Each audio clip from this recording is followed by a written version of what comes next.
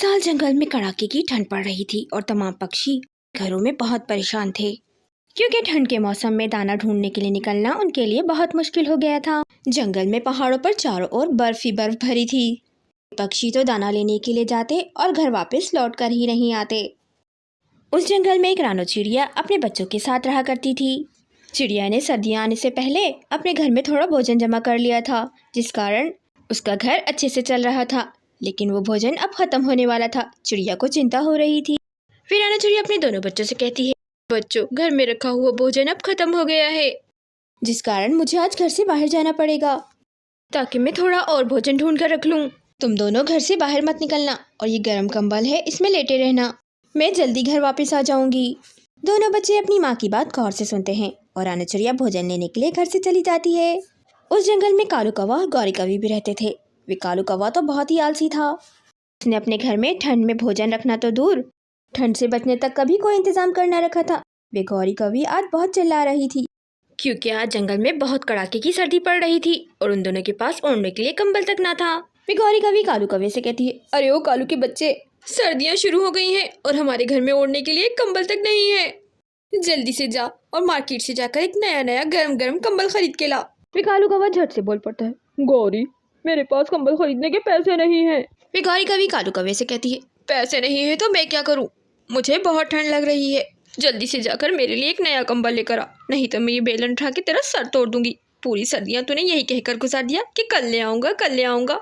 तेरी कल तो आती ही नहीं है। अभी के अभी यहाँ से चला जा। वे कालू कौवा गौरी को यूं गुस्से में देखकर घर से बाहर चला जाता है, लेकिन उसकी समझ नहीं आता कि वो कंबल कहाँ से लाए।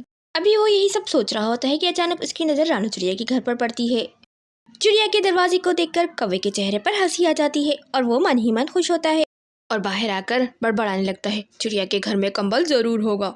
ऐसा करता हूँ, यहाँ से दरवाज़ा बजाता हूँ और जैसे ही यहाँ से कोई आएगा, पीछे खिड़की से मैं उसका जाकर कंबल चुरा लूँगा।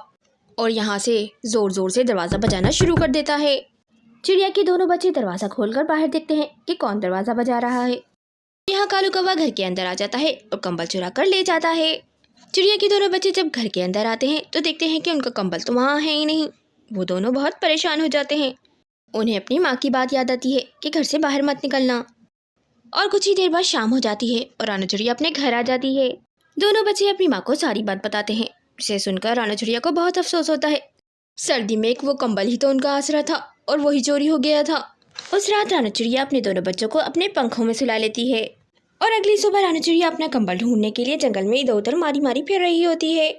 फिर रानो चिड़िया मिट्ठू तोते के घर जाती है और मिट्ठू तोता से पूछती है, मिट्ठू भाई, कल मेरा लाल रंग का कंबल चोरी हो गया है। क्या तुमने किसी को लाल रंग का कंबल ले जाते हुए देखा है? वे मिट्ठू तोता कहता है, लाल रंग का कंबल? हाँ, कल मैंने कालू कौवे को लाल रंग का कंबल ले जाते हुए देखा है। वो कह रहा था शहर से नया खरीद कर लाया हूँ। ये सुनते ही रानो चिड़िया कालू कौवे के घर पहुँच जाती है। वे कालू कौवा और गौरी कौवी खूब मजे लेकर उस कंबल में सो रहे थे। रानो चिड़िया को देखकर अचानक कालू कौवा और गौरी कौवी उठ जाते हैं। वे रानो चिड़िया गौरी कौवी से कहती है, गौरी बहन, तुम्हारा ये पति कालू कल मेरे घर से ही कंबल चुरा कर ले आया है। मेरे बच्चे सर्दी में ठिठुर रहे हैं। वे गौरी कौवी अपने पति कालू कौवे से कहती है, क्या चोरी किया है? अरे ओ कालू के बच्चे, क्या रानो बहन ठीक कह रही है? ये सुनकर कालू कौवा हड़बड़ा जाता है, नहीं वो तुमने कहा था कि। वे गौरी कौवी सारी बात समझ जाती है। ये लो रानो बहन, ये तुम्हारा कंबल है, तुम घर ले जाओ। और रानो चिड़िया के जाते ही एक मोटा सा डंडा उठाकर कालू कौवे की पिटाई करना शुरू करती, बचाओ बचाओ, अरे मुझे बचाओ, अरे गौरी, आइंदा मैं चोरी नहीं करूंगा, गौरी मुझे माफ कर दो। मुझे चोरी किया हुआ कंबल लाकर देता है और कहता है कि नया कंबल खरीद कर लाया हूँ। आज तेरी सजा यह है कि आज तो पूरी रात घर से बाहर बर्फ में गुजारेगा। ये कह के वे गौरी उसे घर से बाहर निकाल देती है। और यूं कालू कौवा उस रात बाहर बर्फ में बैठकर ठंड में ठिठुरता रहता है। बच्चों, आपने चोरी का अंजाम हमेशा बुरा ही होता है। चोरी चाहे छोटी हो या बड़ी, चोरी चोरी होती है और चोरी आज नहीं तो कल ज़रूर पकड़ी जाती है। वीडियो पसंद आए तो वीडियो को लाइक और चैनल को ज़रूर सब्सक्राइब करें।